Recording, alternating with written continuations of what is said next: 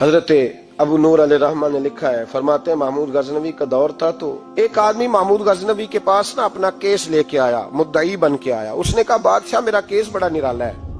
بادشاہ سلامت نے کہا وہ کس طرح؟ کہنے لگا یہ میرے پاس ایک تھیلی ہے، میں نہ سفر پہ جانے لگا تو یہ تھیلی پوری ہیروں کی بھری ہوئی، فلاں علاقے کے جو قاضی صاحب ہے نا، میں جاتی دفعہ میں کہیں سفر پہ جا رہا تھا تو میں ان کے پاس چھوڑ گیا کہ راستہ لمبا ہے، کہیں کوئی مجھ سے چھین نہ لے، ہیروں کی بھری ہوئی تھی۔ کچھ دنوں کے بعد میں واپس آیا ہوں، قاضی صاحب نے مجھے تھیلی واپس کی ہے تو اس میں ہیروں کی بجائے کھوٹے سکے نکلے۔ اب میں نے قاضی صاحب سے کہا ہے تو قاضی صاحب تو میرے گریبان تک آتے ہیں، وہ کہتے ہیں بتا کہیں سے پھٹی ہے، کھلی ہے؟ وہ جس طرح ٹانکے لگا کے تو نے سی تھی اسی طرح لگے ہوئے ہیں کہ نہیں؟ تو حضور لگے بھی بالکل اسی طرح ہے، نہ پھٹی ہے نہ کھلی ہے۔ اب میں لٹ گیا ہوں، میری کل عمر کی کمائی ضائع ہو گئی، کھوٹے سکے کہاں اور ہیرے کہاں؟ تو مہربانی کریں اور آپ کی بارگاہ میں اللہ رسول کے نام پر حلف دیتا ہوں کہ میں ہوں بالکل سچا۔ محمود غزنوی کہنے لگے تو جا، تھیلی چھوڑ جا، اور جب میں تجھے بلاؤں گا پھر دوبارہ آنا۔ وہ شخص چلا گیا۔ محمود غزنوی کے سلوٹ کرنے آتے تھے، وہ کہنے لگے اس کی عمر دیکھو، اس کے کام دیکھو، دیکھو اس نے کیا کیا۔ گھر گیا، بچے جن کے لیے پاپ کمایا تھا، جنہاں لی تو پاپ کمائے ہن کتھے نہیں ہو تیرے کر دے۔ وہ بچے کہنے لگے ابا جی ہم تو سکول مدرسہ جانے کے قابل نہیں رہے، امید تھی کہ بیوی ساتھ دے گی۔ وہ کہنے لگی میں میکے کیسے جاؤں گی، گلی کی عورتیں طرح طرح کی باتیں بناتی ہیں۔ او بھائی کامیابیوں کے بڑے سربراہ ہوتے ہیں، کوئی کامیاب ہو جائے تو سارے کہتے ہیں میری سپورٹ سے ہوا ہے، ناکامیاں ہمیشہ یتیم ہوتی ہیں، ناکامیوں کا کوئی سربراہ نہیں ہوتا۔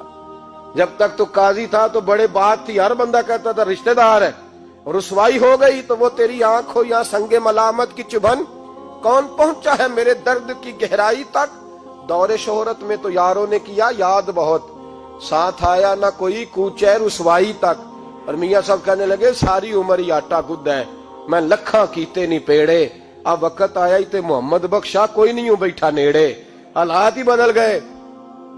قاضی خاموشی سے اندر چلا گیا، اپنی رسوائی سمیٹ کے بستر پہ لیٹا، نہ روٹی کی بھوک لگی، نہ پانی کی پیاس لگی، نہ نیند آئی، ساری رات تڑپتا رہا۔ سویرے گھر والوں نے دروازہ کھولا تو روح پرواز کر گئی تھی، دنیا چھوڑ گیا۔ حضرت ابو نور علیہ رحمہ بولے، فرمانے لگے یاد رکھو کبھی بددیانتی نہ کرنا، کبھی۔